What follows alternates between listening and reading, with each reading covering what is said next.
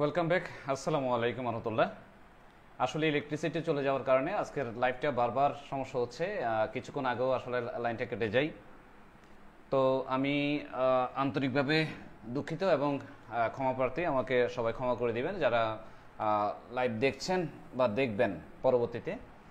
তো বিশেষ করে ইলেকট্রিসিটি বারবার চলে যাচ্ছিল, তাই লাইভটা আসলে কি বলবো লাইভটা কেটে যাচ্ছিল। তো কিছুক্ষণ আগেও মানে আমি লাইভটা স্কুলে আসছে 3 থেকে 4 বার ট্রাই করছি, বাট ভাগ্য সুপ্রসন্ন না থাকায় বারবার লাইভ থেকে আমার মানে কাটতে বাধ্য হচ্ছে, লাইভটা লিভ করতে হচ্ছে। তো আবারও ব্যাক করলাম। তো আমাকে এই মুহূর্তে কে দেখছেন একটু যদি কাইন্ডলি জানাতেন, কমেন্টস করে জানিয়ে দেন। এবং আমার কথাগুলো শোনা যাচ্ছে কিনা, যদি আমার কথা শোনা যায়, আমার কথাগুলো শোনা যাচ্ছে কিনা একটু কাইন্ডলি যদি আমাকে ইনফর্ম করতেন। হ্যাঁ, আমি অবশ্য আমার ল্যাপটপে একটু চেক করে নিলাম, তার মানে কথা শোনা যাচ্ছে। তো এই মুহূর্তে 3জন ব্যক্তি দেখছেন।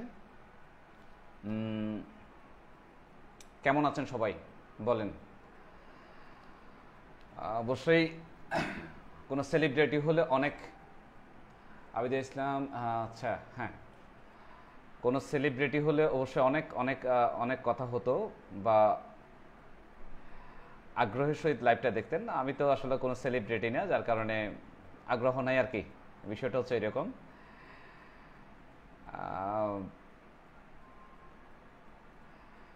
যারা লাইভ দেখছেন সকলকে সালাম জানাচ্ছি, আসসালামু আলাইকুম রহমতুল্লাহ। এই মুহূর্তে যারা লাইভ দেখছেন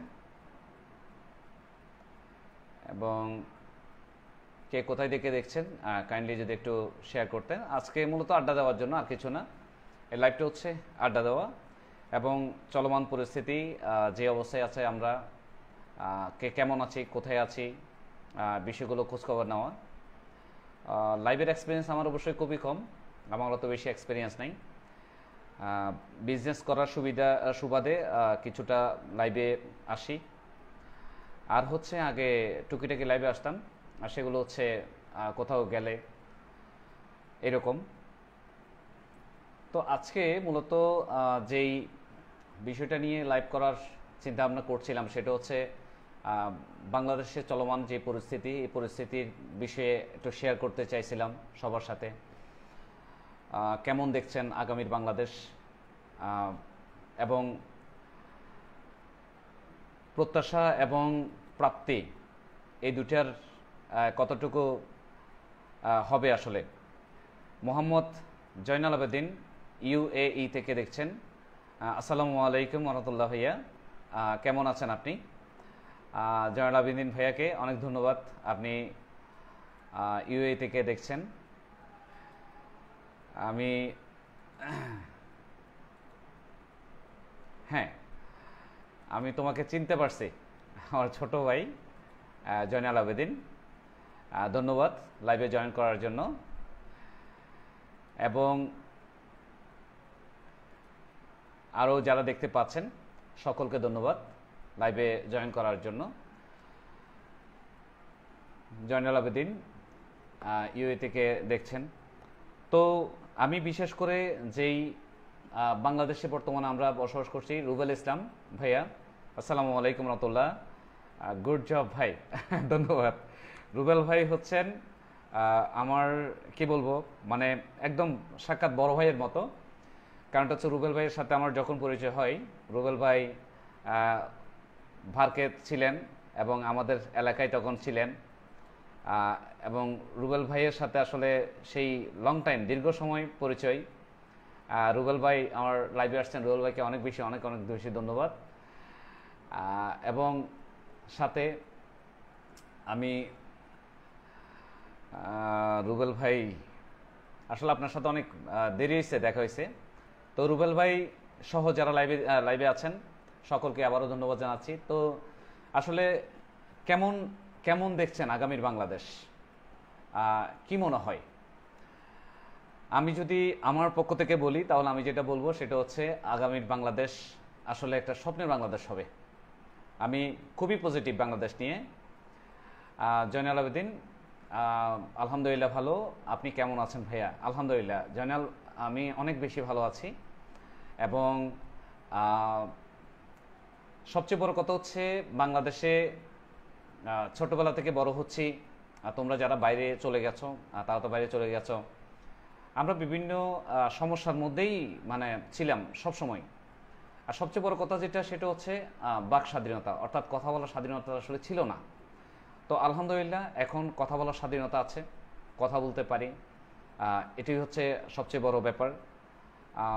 রুবেল ইসলাম ভাই ওয়েলকাম বলেছেন, আপনাকেও অনেক ধন্যবাদ ভাইয়া। আপনি কেমন আছেন আমি জানি না, অবশ্যই আশা করছি আপনি অনেক বেশি ভালো আছেন। এবং যেখানে আছেন অবশ্যই আপনার মাঝে মাঝে পোস্টগুলো আমি দেখি। তো আগামী বাংলাদেশ আমার কাছে মনে হয় অনেক সম্ভাবনাময় বাংলাদেশ। এবং আমি বিশেষ করে যেটা বলবো সেটা হচ্ছে বাংলাদেশি মানুষ এত বেশি অ্যাক্টিভ এবং যে কোনো কাজে যে পরিমাণ ফ্রেন্ডলি বাংলাদেশি মানুষ। হ্যাঁ বেলাল আমার বন্ধু, বেলাল দেখছে, বেলালকে সালাম জানাচ্ছি, আসসালামু আলাইকুম। বেলাল কেমন আছোস? আশা করছি ভালো আছিস। তো আমার যেটা মনে হয় সেটা হচ্ছে বাংলাদেশের মানুষ আমরা আসলে এত বেশি কোঅপারেট, এত বেশি কোঅপারেশন জানি। আলহামদুলিল্লাহ এই যে আমরা যেটা বর্তমান বন্যা পরিস্থিতি, মানুষের যেই ঢল মানে দেওয়ার জন্য, মানুষকে সাহায্য করার জন্য যেই ঢল আলহামদুলিল্লাহ দেখেছি, এটা আসলে একদম মানে ঈর্ষা করার মতো একটা বিষয়। আলহামদুলিল্লাহ মানুষ এত বেশি বাংলাদেশটাকে ভালোবাসে, বাংলাদেশের মানুষকে ভালোবাসে, দল মত নির্বিশেষে, ধর্ম বর্ণ এগুলো আসলে কোনো কিছুই ধরে রাখতে পারেনি।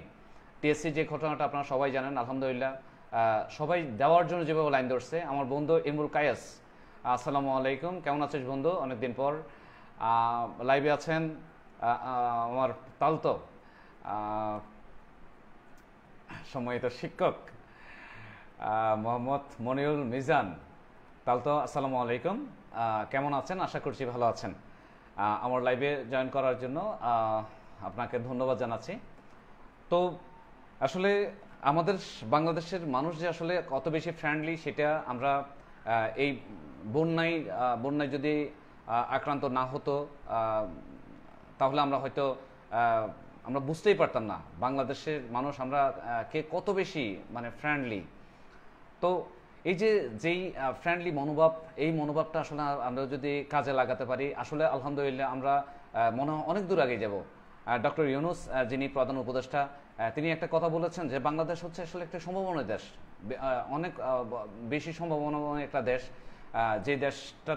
যে দেশটা একটু সুযোগ পেলে আমাদের যেই দেশপ্রেমী মানে প্রত্যেকটা ছাত্রছাত্রী বলবো, প্রত্যেকটা মানুষ যে পরিমাণ দেশপ্রেম আছে, এই দেশপ্রেম নিয়ে আসলে এই বাংলাদেশটাকে অনেক মানে উপরে নিয়ে যাওয়া যায়।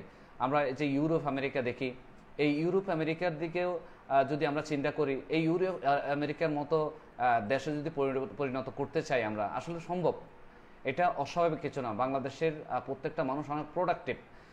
পীযূষ বণিক ভাইয়া, আপনি বাঁশবাড়ি থেকে দেখছেন আমি জানি, আপনাকে অনেক ধন্যবাদ জানাচ্ছি আমার লাইভে জয়েন করার জন্য, আপনাকে আদাব জানাচ্ছি।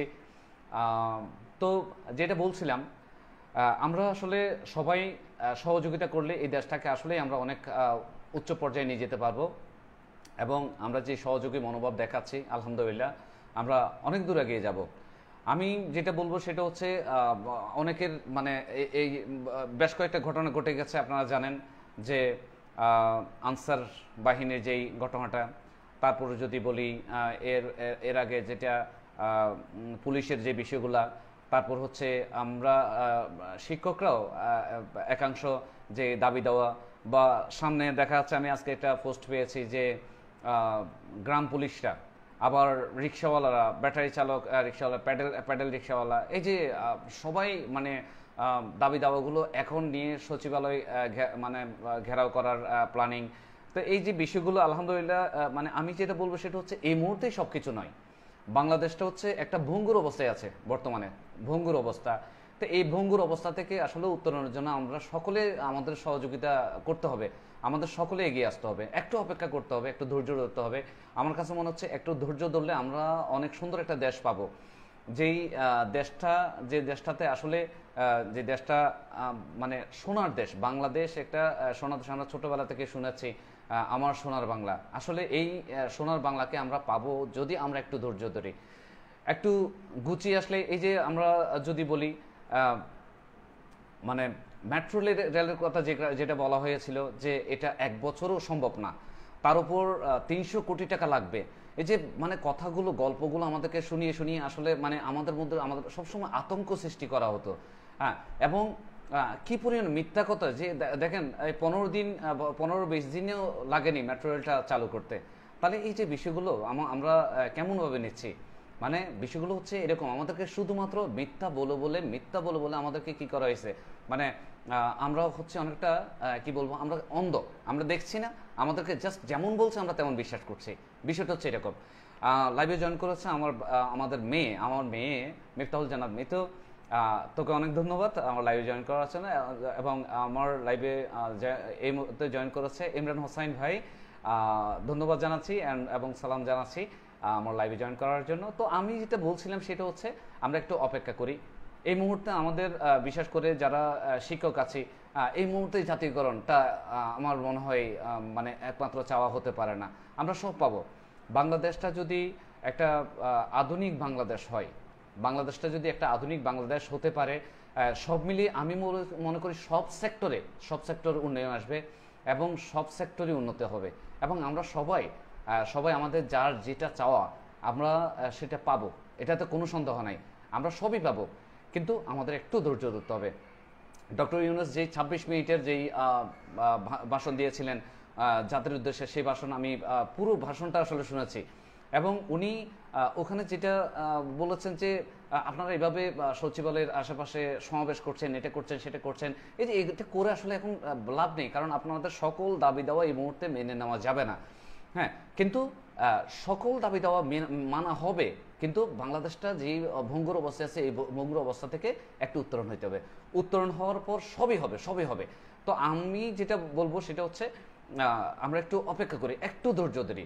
আমরা অনেকেই ভাবছি যে এই মুহূর্তে না চাইলে হয়তো আর কখনোই হবে না। না, বিষয়টা আসলে এমন না। বিষয়টা হয়তো এরকম যে আমরা এই মুহূর্তে না চেয়ে আমরা দেখি, আমরা এই মানুষটাকে একটু বিশ্বাস করি। যে মানুষটা উনি তো ওনার ফার্স্ট যেটা ভাষণ মানে বক্তৃতায় উনি বলেছিলেন যে বাংলাদেশের যেই ছাত্ররা যে ছাত্রদের মাধ্যমে যে অভ্যুত্থান বাংলাদেশটা আসলে নতুন একটা বাংলাদেশ পেয়েছে, এই ছাত্ররা আমাকে দায়িত্ব দিয়েছে, আপনারা আমাকে ডেকে এনেছেন, আপনারা আমার কথা শুনবেন। আপনারা যদি আমার কথা শুনেন তাহলে আমি কিছু করতে পারবো। আর যদি আপনারা আমাকে আমার কথা না শুনেন তাহলে আপনারা আমাকে আমার কাজে ফিরে যেতে দেন এবং আমি আমার কাজে আমি ভালো আছি বা ভালো ছিলাম।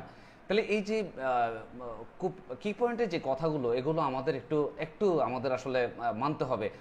বিশেষ করে আমি অনেক হ্যাপি যে যে যেমন যাচ্ছে আসলে অপমানিত হচ্ছে বা যে যেমন করে আসলে এখানে হচ্ছে কি মানে উদ্দেশ্য প্রণোদিত অনেক কিছুই হচ্ছে, উদ্দেশ্য প্রণোদিত মানে আমাদের ছাত্রদের ব্যবহার করে। এই যে আমি আরেকটা বিষয়, খুব ইম্পর্টেন্ট একটা বিষয়টি আলোচনা করতে চাই, সেটা হচ্ছে যে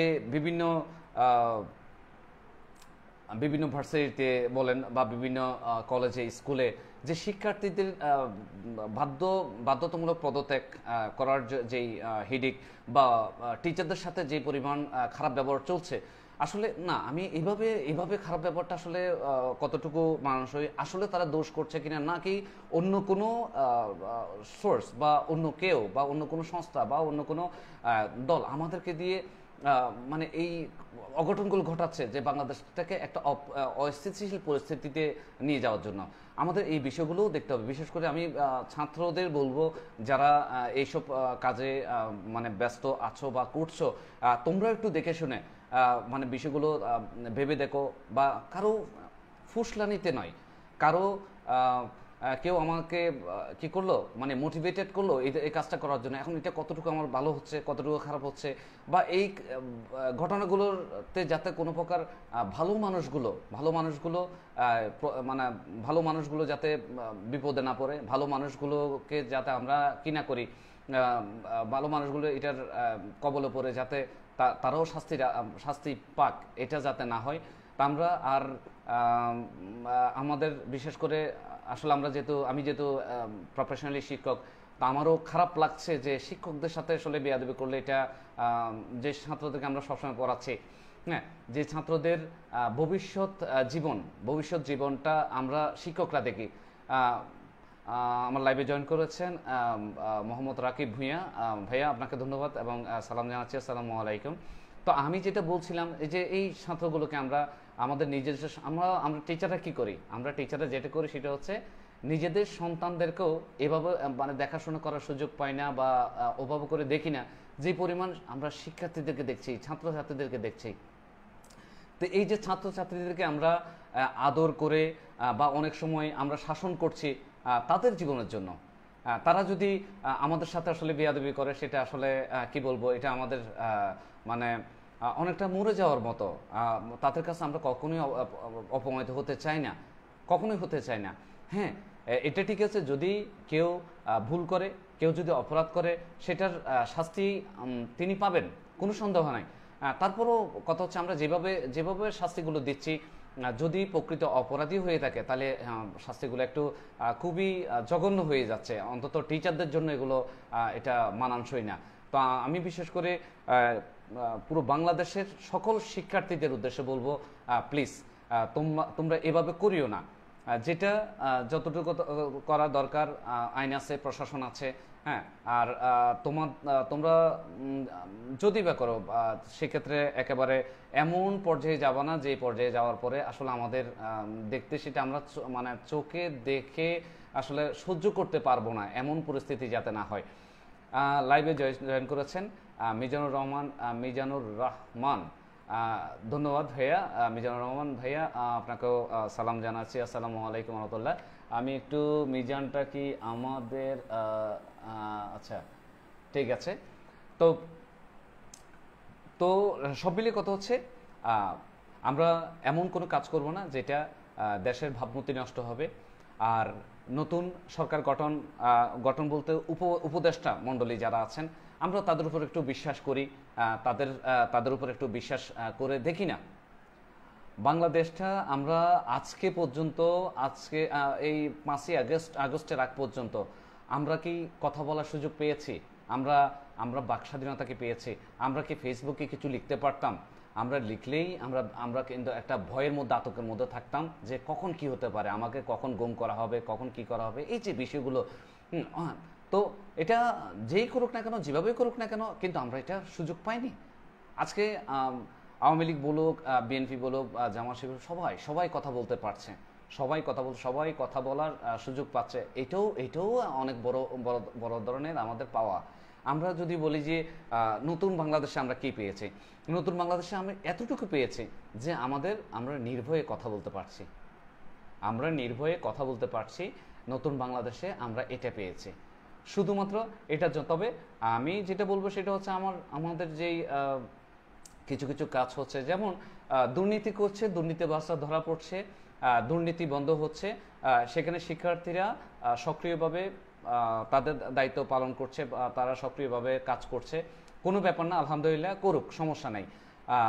তারপর হচ্ছে বাংলাদেশের অসঙ্গতি যে জায়গাগুলোতে ছিল, এই যে অল্প কিছুদিন আগে আমরা দেখছি যে আমাদের শিক্ষার্থীরা, আমাদের ছাত্ররা, যাদেরকে আমরা মানুষ করছি, আমরা যাদেরকে ভবিষ্যতে পথ দেখাচ্ছি, তারা কত সুন্দর করে এই যে ট্রাফিকের দায়িত্ব পালন করলো, এবং এই যতদিন পর্যন্ত ট্রাফিক পুলিশ ছিল না, ততদিন পর্যন্ত খুব অত্যন্ত সুশৃঙ্খলভাবে তারা দায়িত্ব পালন করেছে, এবং ট্রাফিকের দায়িত্ব পালন করেছে, আলহামদুলিল্লাহ, এবং দেশটাকে অস্থিতিশীল পরিস্থিতির মধ্যে তারা নিয়ে যেতে দেয়নি। আমার লাইভে জয়েন করেছেন আমার ছোট ভাই ইলিয়াস খান, আমার এলাকার মানুষ এবং আমার অনেক প্রিয় আদরের ভাই। ধন্যবাদ ভাইয়া আমার লাইভে জয়েন করার জন্য। ইলিয়াস ভাইয়াকে আবার অসংখ্য ধন্যবাদ জানাচ্ছি। তো আমি যেটা বলছিলাম সেটা হচ্ছে বাংলাদেশের ছাত্ররা যে কি পারে সেটা কিন্তু দেখিয়ে দিয়েছে, এবং বাংলাদেশের ছাত্ররা আলহামদুলিল্লাহ একটা নতুন একটা দেশ, নতুন একটা স্বপ্নের দেশের প্রত্যাশায় বাংলাদেশটাকে স্বাধীন করেছে। তো আমরা যারা বিশেষ করে আমজনতা আছি, সকলের কাছে আমার বিনীত অনুরোধ, আমরা অন্যের প্ররোচনায় প্ররোচিত হব না, এবং যারা দুষ্কৃতিকারী তারা হয়তো আমাদেরকে বিভিন্নভাবে ফুসলিয়ে ফাসলিয়ে কী করতে পারে, আমাদেরকে তারা ভিন্নভাবে পরিচালিত করার জন্য আমাদের চেষ্টা করতে পারে। আমরা এই বিষয়গুলো একটু একটু নলেজ খাটিয়ে, একটু ব্রেন দিয়ে চিন্তা করব, এবং আমরা যাতে মানে বিপদগামী কোনো সোর্সের ফাঁদে না পড়ি, এটা হচ্ছে আমার যেটা রিকোয়েস্ট। আমরা একটু সময় দিই আমাদের এই দেশটাকে গোছানোর জন্য একটু সময় দিই। আমার বিশ্বাস, আমি আমার পোস্টে লিখেছিলাম যে আমি এমন একটি দেশের স্বপ্ন দেখি যে দেশটা হবে ইউরোপের ক্যাটাগরির, যে দেশটা হবে আমেরিকার ক্যাটাগরির। আসলে বিশ্বাস করেন, আপনারা যারা আমার লাইভে আছেন বা দেখছেন, আমি সত্যি বিশ্বাস করি, মনে হচ্ছে আমি একসময় চিন্তা করতাম যে বাংলাদেশটা ছেড়ে চলে যাব, বাইরে চলে যাব একটা পিসফুল লাইফ স্পেন্ড করার জন্য। কিন্তু বাংলাদেশটাকে তো আসলে ছাড়া যায় না, এটা আমার দেশ। কিন্তু বাংলাদেশে হয়তো দুকড়ে মরতে হবে, এটাও চিন্তা করছি। কিন্তু বর্তমান মনে হচ্ছে আসলে বাংলাদেশটা এগিয়ে যাচ্ছে, এবং এই দেশে আমরা থাকতে পারবো।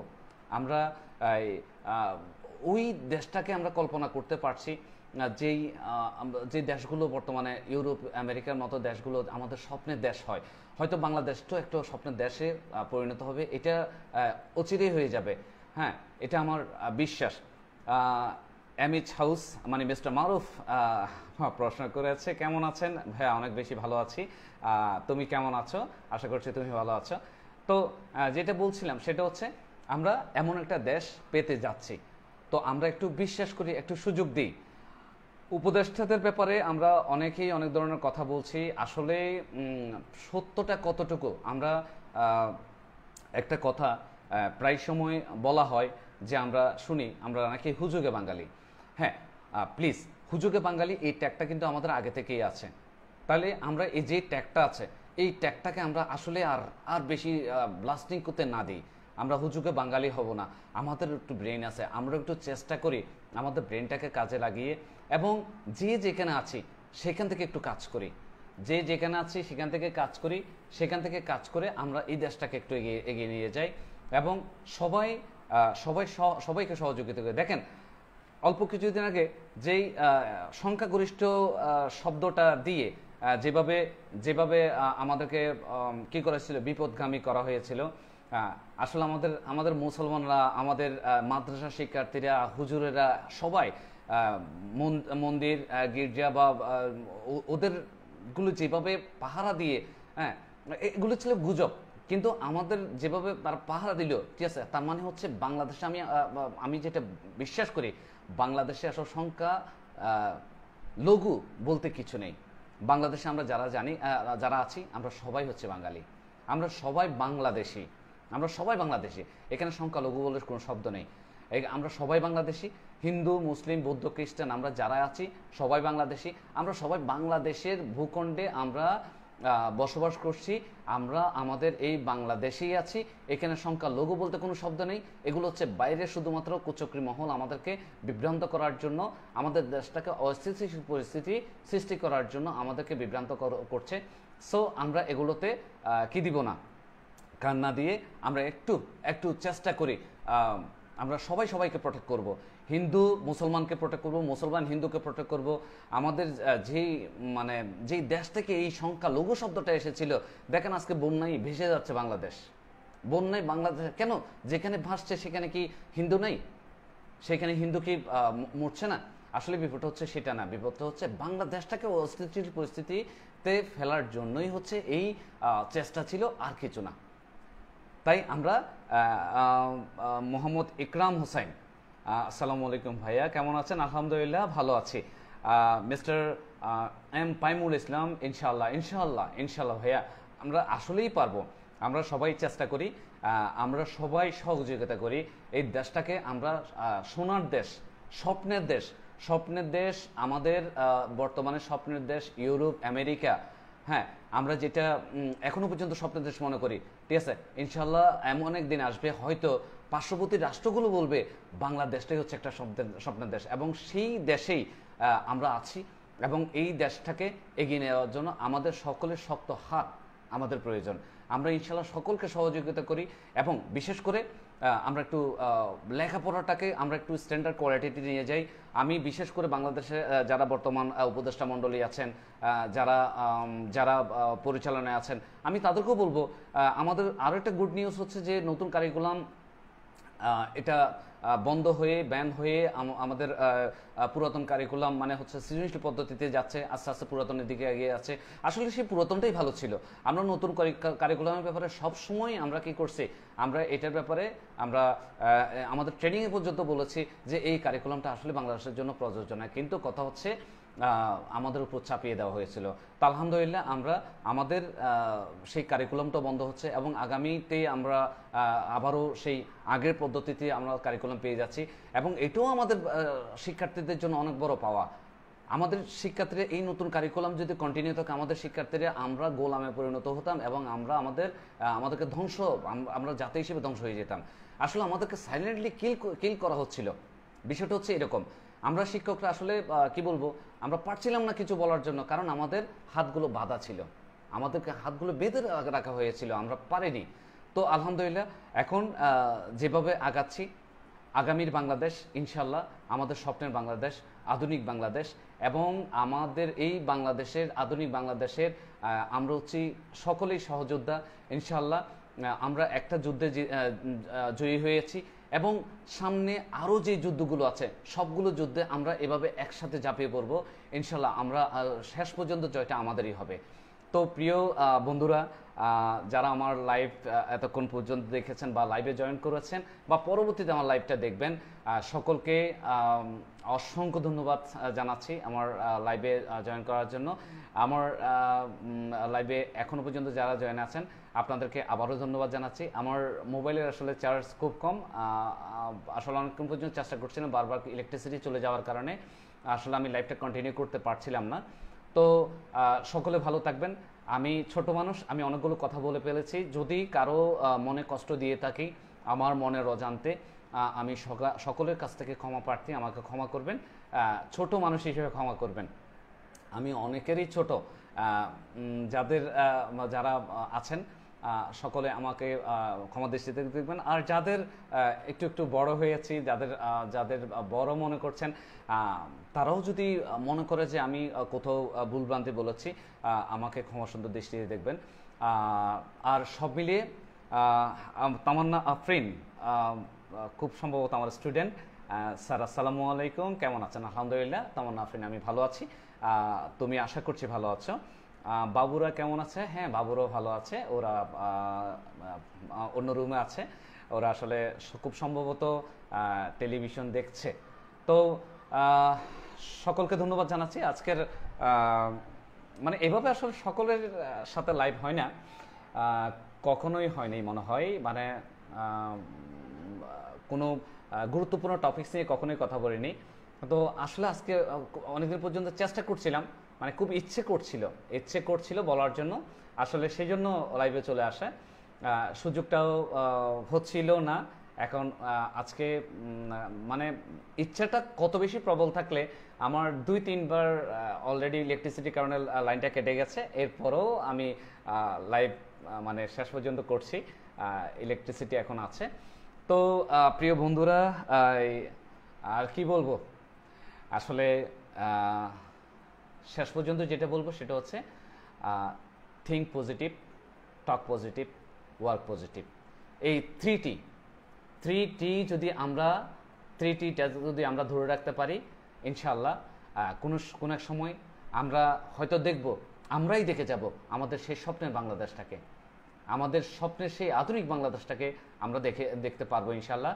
আমাদের শুধুমাত্র 3টা টি মনে রাখতে হবে।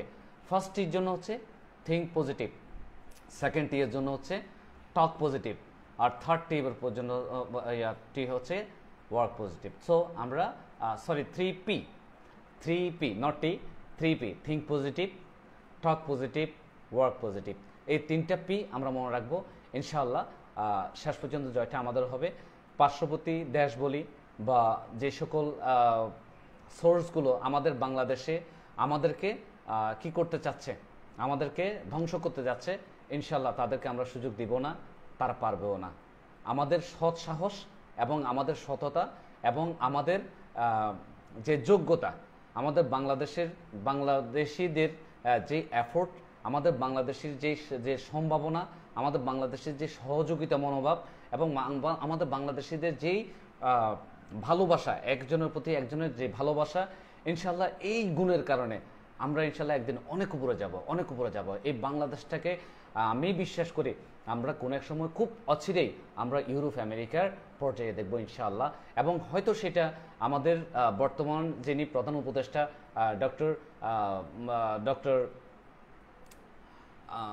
ডক্টর মোহাম্মদ ইউনুস, ওনার হাত ধরে ইনশাল্লাহ আমরা আমাদের সেই স্বপ্নের বাংলাদেশটাকে হয়তো আমরা দেখার সুযোগ আছে। তো জায়ান বিন জাহেদ, আসসালামু আলাইকুম। ওয়ালাইকুম আসসালাম।